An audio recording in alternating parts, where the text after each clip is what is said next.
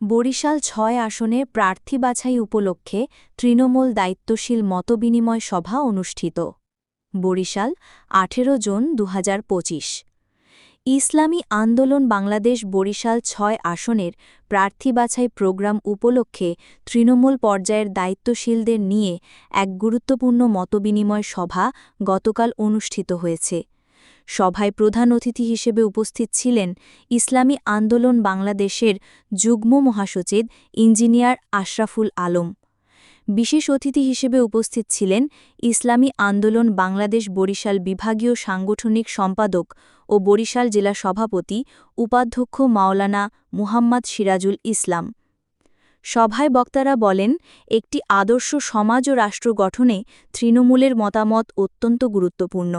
জনগণের চাহিদা ও প্রত্যাশার সঙ্গে সংগঠনের নীতি ও আদর্শে সমন্বয় করে যোগ্য প্রার্থী নির্বাচন করতে হবে।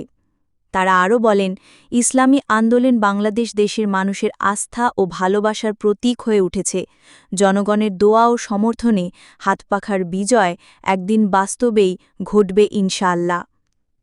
সভায় আরও স্থানীয় নেতৃবৃন্দ ও দায়িত্বশীলগণ অংশগ্রহণ করেন।